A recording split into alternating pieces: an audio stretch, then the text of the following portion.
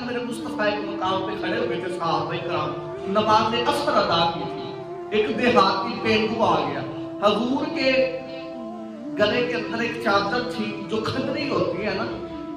خوردار ہوتی ہے، جو مطلب سخت ہوتی ہے چادر، اس طرح کی حضور نے چادر گلے میں ڈالی ہوئی تھی۔ جب وہ چادر حضور نے گلے میں ڈالی ہوئی، ایک پینڈو آیا، 2 اونٹ اس کے پاس تھے، اس نے آتے ہی حضور کی چادر کو ایسے کھینچا، حضور نے ایسے کی ہوئی تھی چادر، اس نے چادر کو ایسے کھینچا، کھینچ کے اس نے حضور کی چادر کو جب کھینچا، مصطفیٰ کا جو گلا مبارک تھا گردن وہ زخمی ہو گئی چادر کھینچنے سے۔ اس نے کھینچ کے چادر عرض کی کہ میں فلاں جگہ سے آیا ہوں، آپ مجھے مال دیجیے، ہمارے وہاں قحط سالی پڑی ہوئی ہے، کھانے کی دقت ہے، میں 2 اونٹ لے کر آیا ہوں اور مجھے کھانے کے لیے کچھ راشن پانی گزارا کرنے کے لیے دے دیجیے۔ آیا مانگنے کا انداز چیک کرو، اس کا انداز دیکھو کہ مانگنے ہے سوالی، عجیب سوالی ہے، لیکن آگے سخی بھی کمال کہا۔ اس نے چادر کو کھینچا، مصطفیٰ کی گردن مبارک زخمی، خون نکل پڑا، بہہ پڑا۔ اس نے کہا کہ مجھے مال چاہیے، میرے مصطفیٰ نے فرمایا وہ ہم تمہیں ضرور دیں گے، لیکن یہ بتا جو تم نے حرکت کی ہے، میری گردن زخمی کیا جس طرح سے تم نے حرکت کی ہے، اس کی سزا تجھے ملنی چاہیے کہ نہیں؟ اس نے کہا نہیں۔ فرمایا کیوں؟ کہنے لگا کیونکہ میں نے سنا ہے کہ آپ عزیز حریص ہیں، آپ لوگوں کے دکھ برداشت کر لیتے ہیں، اپنے پہ سہ لیتے ہو،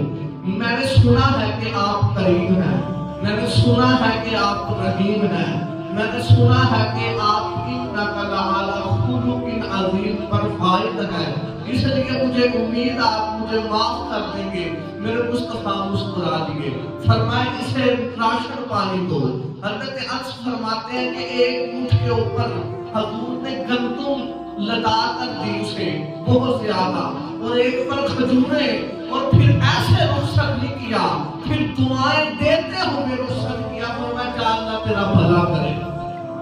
یہ میرے نبی کا خلق عظیم، اللہ نے فرمایا کہ محبوب میرا خلق عظیم پر فائز ہے۔ جنگ خیبر جب ہوئی تھی، جنگ خیبر فتح ہو گئی، یہودی تھے وہ جن کے ساتھ یہ جنگ ہوئی۔ اب جنگ خیبر جب فتح ہو چکی تھی تو ایک مائی تھی یہودیوں کی، اس نے گوشت بنایا، اس سے پتا تھا کہ حضور کو بکرے کا گوشت پسند ہے، اس نے گوشت بکرے کا بنا لیا، اس کے اندر زہر ملا دیا، مصطفیٰ کو شہید کرنے کے لیے بات، اس نے اس کے اندر زہر ملا دیا۔ اب زہر ملا کے خود لے کر آئی بنا کے حضور کی بارگاہ میں، اس کو جب اس کو رکھا کہ حضور میں نے اپنے ہاتھوں سے بنایا، میرے نبی جانتے تھے سب، لیکن وہ لے کر تحفہ آئی تھی، حضور نے قبول فرما لیا، چاہے اس نے زہر دیا، نبی باعلم تھے، باخبر تھے، حضور کو پتا تھا اس کی حرکت کا، لیکن حضور نے مسکرا کے اس کو قبول فرما لیا، اس کے سامنے کھانا کھانے لگے حضور۔ اب ایک صحابی جو ساتھ بیٹھا تھا اس نے لقمہ اٹھایا،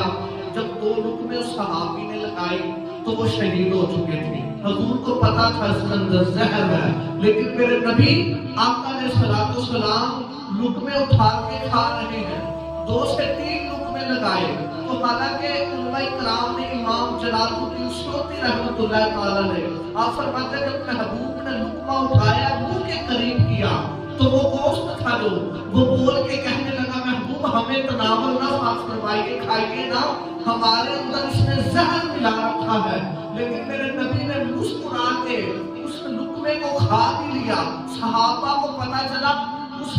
ضعیف امہ کو پکڑ لیا سزا دینے کے لیے، میرے نبی نے مسکرا کے فرمایا اس کو چھوڑ دو، فرمایا اس کو جانے دو۔ جب اس امہ نے خلق عظیم دیکھا، وہ بھی قدموں میں گری اور کلمہ پڑھ کے مسلمان